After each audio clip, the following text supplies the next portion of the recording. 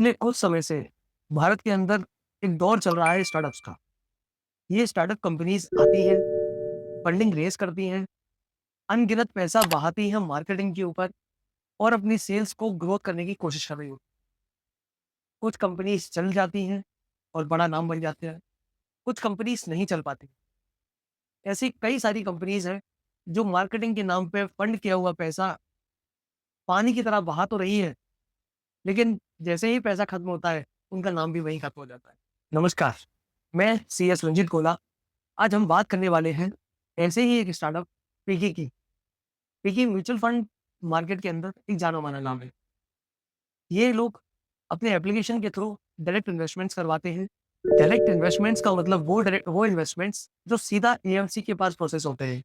यानी कि बीच में जो डिस्ट्रीब्यूटर होता है उसका कोई भी कमीशन इसमें इन्वॉल्व नहीं होता। अब यहाँ मुद्दा उठता है इस बात का कि जब ये कंपनीज़, टेक कंपनीज़ जब आपको एक प्लेटफ़ॉर्म मुहैया करा रही हैं इन्वेस्टमेंट कराने का, जिसमें वो लोग ₹1 चार्ज भी नहीं कर रहे हैं, तो फिर वो कंपनीज़ कैसे रन करेंगी?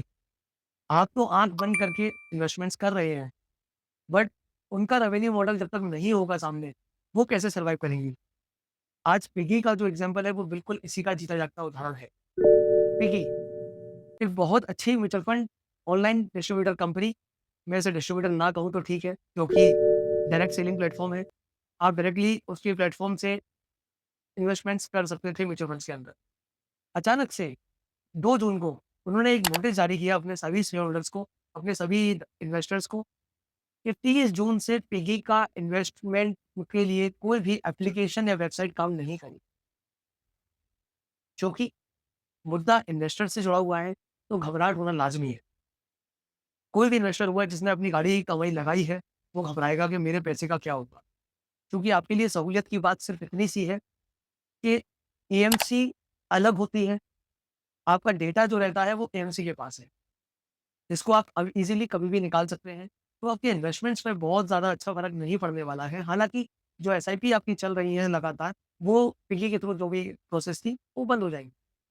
तो आपको हो सकता है नया एसआईपी प्रोसेस करनी पड़े अपनी, बट आपका इन्वेस्टमेंट पूरी तरह सेफ है। हम बात कर रहे थे इस तरह की कंपनीज़ की, लेकिन हमारा ये वीडियो आपके इन्वेस्टमेंट्स के लिए नहीं है क्योंकि वो सेफ है, आप चिंता ना करें। अगर आपको अपने इन्वेस्टमेंट से संबंधित कोई भी जानकारी चाहिए हो या कोई भी दिक्कत हो, तो आप हमें कॉन्टैक्ट कर सकते हैं, हम आपको उसके लिए पूरी सहूलियत देंगे, पूरी सहायता करेंगे। लेकिन हम बात कर रहे हैं इस वीडियो के अंदर इस तरह की कंपनीज़ का, जो ग्राहकों को लुभाने के लिए हर तरह की चीज़ें करने के लिए तैयार हैं। आप अगर अपना एक बिज़नेस चला रहे हैं, बिना किसी प्रॉफ़िट के लालच में, तो आखिर आप अपनी कंपनी को आगे कैसे लेके जाएँगे? इस तरह के कई सारे प्लेटफ़ॉर्म्स हैं, जो आपको डायरेक्ट इनकम इन्वेस्टमेंट मुहैया कराते हैं, चाहे वो ग्रो हो, पेटीएम हो या अदरवाइज़ हो। जब हम इतनी बड़ी कंपनी और इतना बड़ा सेटअप लेके बैठते हैं, तो ज़ाहिर-सी बात है कि खर्चे भी उतने ही बड़े हों।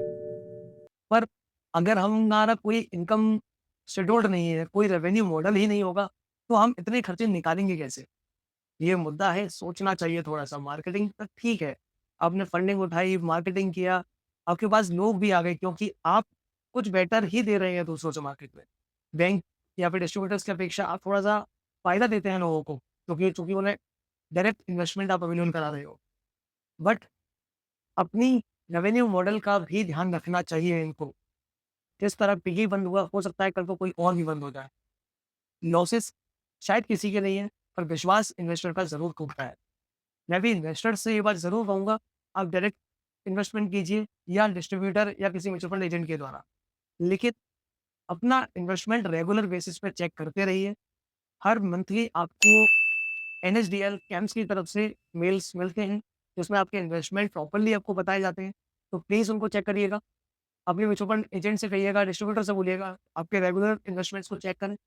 कहीं आपके साथ कुछ भी गड़बड़ तो नहीं चल रही है। अभी के लिए इतना ही काफ़ी है। अगली बार मिलेंगे किसी नए वीडियो के साथ, नए टॉपिक के साथ। तब तक के लिए धन्यवाद। हमारी वीडियो अगर आपको पसंद आई हो तो लाइक करें, हमारे चैनल को सब्सक्राइब करें।